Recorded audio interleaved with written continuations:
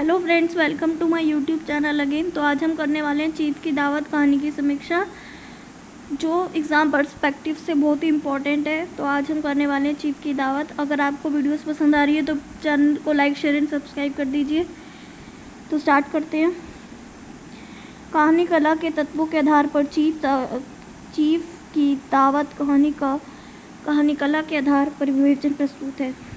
कथा वस्तु: चीफ की दावत भीष्म साहनी जी की ऐसी कहानी है जो वर्तमान दौर में बाजारू होते रिश्तों, मर्यादा होते परिवार की कहानी है, जिसमें चीफ जो किसी दफ्तर के अधिकारी हैं।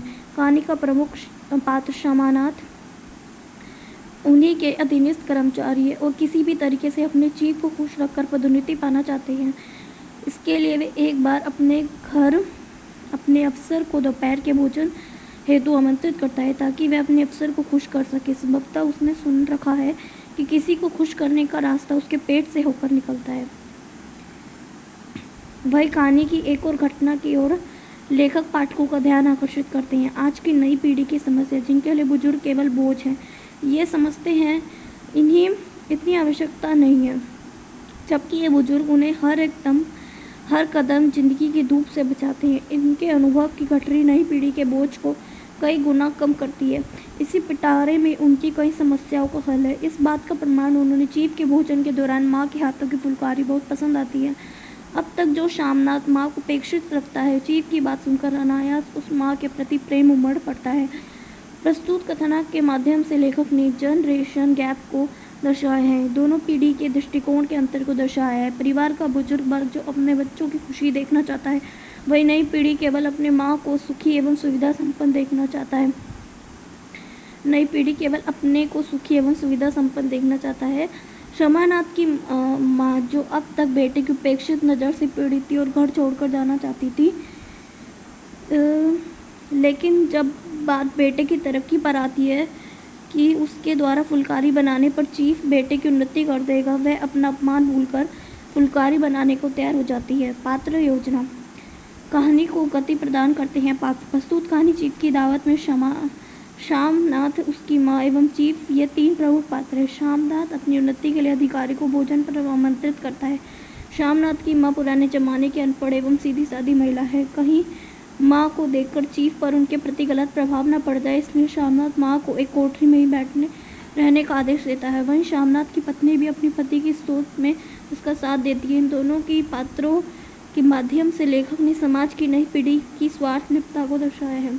कहानी का रुख पलटता है तब जब चीफ का अनायास माँ से सामना हो जाता है और वे माँ को बहुत पसंद करते हैं, उससे बातें करते हैं, उनकी बनाई चीज़ों की प्रशंसा करते हैं, अपने लिए भी फुलकारी बनाने को कहते हैं।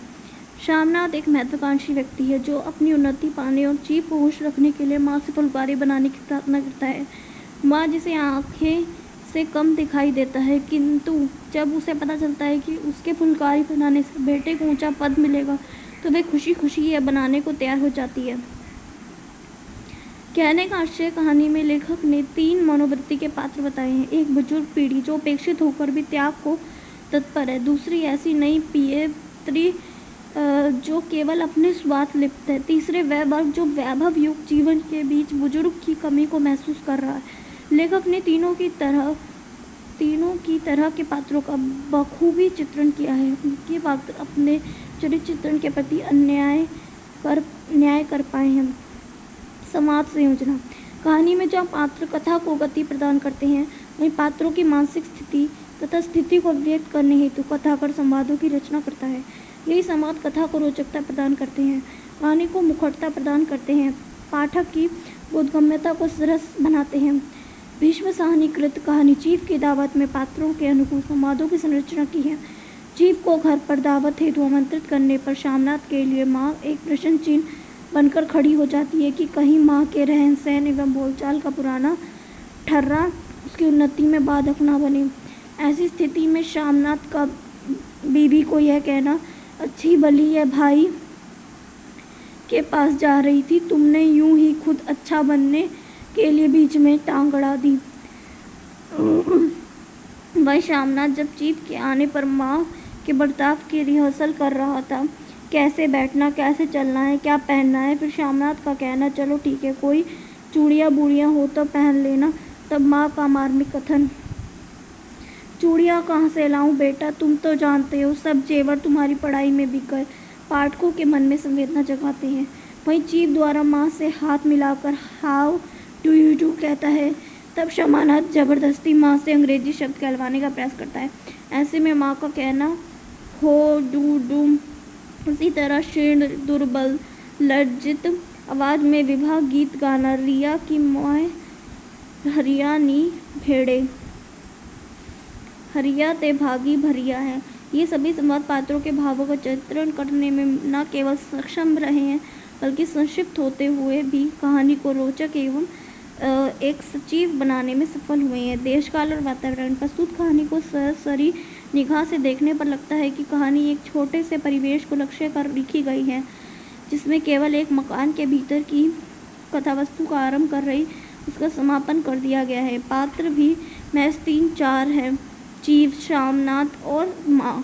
किंतु सूक्ष्म अध्ययन करने पर हम देखते हैं कि प्रस्तुत कहानी में सानी जी ने जिस वातावरण की सृष्टि की है उसमें संपूर्ण नगरीय एवं ग्रामीण समाज शामिल है। आज महानगरों की सभ्यता का प्रतीक है देर रात तक पार्टी का चलन, ड्रिंक पर ड्रिंक, मांस मछली का खान पान। वहीं ग्रामीण परिवेश को मुखर करती जो संयमित एवं सादगीपूर्ण जीवन व्यतीत करती हैं, वहीं स्वयं को शिक्षित कहने वाले समाज है। चीफ का परिवार दूसरी ओर ग्रामीण स्तर की अशिक्षित संसार के छल छदर से दूर लाचारी व्यवस्था का जीवन व्यतीत करती है माँ। और इन दोनों के बीच उलझन की स्थिति में है नई पीढ़ी, जो ना तो पूरी तरह शहरी वातावरण में ही ढल जा पाती है और ना ही ग्रामीण परिवेश में संतुलन बना पाती है।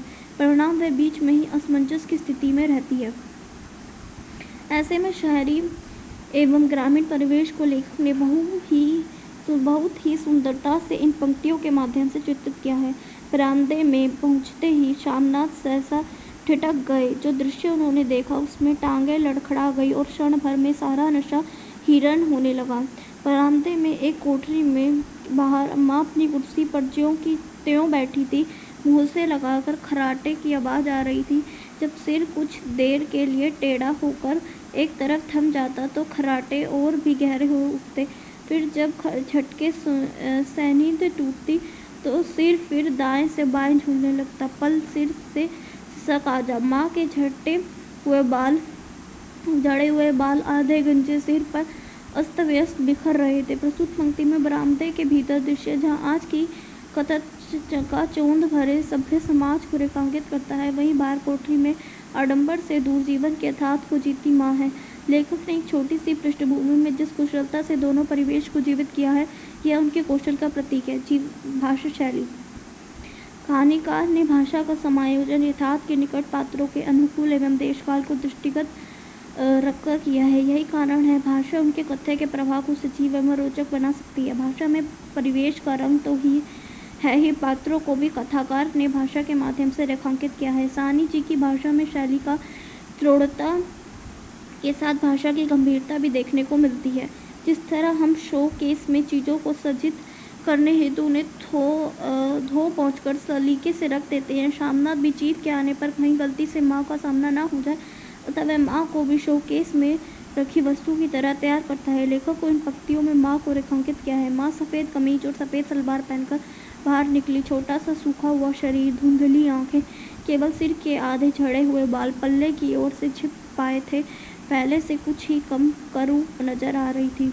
इसी तरह संपूर्ण कहानी में कहानीकार ने वर्णनात्मक एवं विवरणात्मक शैली का प्रयोग किया है। भीष्म जी की यह खासियत प्राप्त कहानीकार हैं। भाषा और शैली में उनकी निपुणता है, इसी से उनकी कहानी स्वाभाविक एवं प्रभावशाली बन पड़ती है।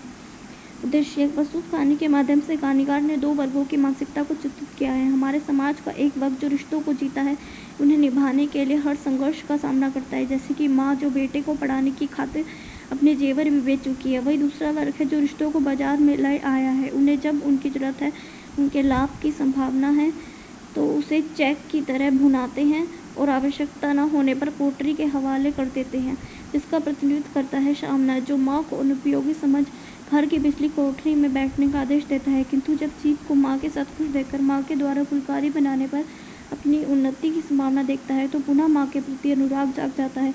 चीफ की दावत कहानी का दृश्य ही समाज के इन दोनों वर्गों से समाज को अवगत कराना है। कहानी अपने उद्देश्य पूर्णतः सफल हुई। शीर्षक, कहानी का शीर्षक है चीफ की दावत, जिसे पढ़ते ही पाठक को कहानी का अर्थ स्पष्ट हो जाता है कि प्रस्तुत कहानी में दफ्तर के किसी अधिकारी की दावत है और उस दावत के लिए अधीनस्थ कर्मचारी चिंतित है। अपनी उन्नति के लिए वह हर रास्ते प्रयोग करने को तैयार है, जिसमें वह माँ को भी हथियार की तरह प्रयोग करता है। कहानीकार ने कहानी का शीर्षक सर्वथा उपयुक्त, सार्थक एवं प्रभावशाली रखा है, जो अपने प्रभाव को उद्घाटित करने में पूर्णतः समर्थ है। उपरोक्त विवेचन के आधार पर हम कह सकते हैं कि कहानी कला की दृष्टि से चीफ की दावत एक सार्थक एवं प्रभावशाली कहानी है। धन्यवाद। अगर आपको वीडियो पसंद आई हो तो प्लीज़ चैनल को लाइक, शेयर एंड सब्सक्राइब कर दीजिए। धन्यवाद।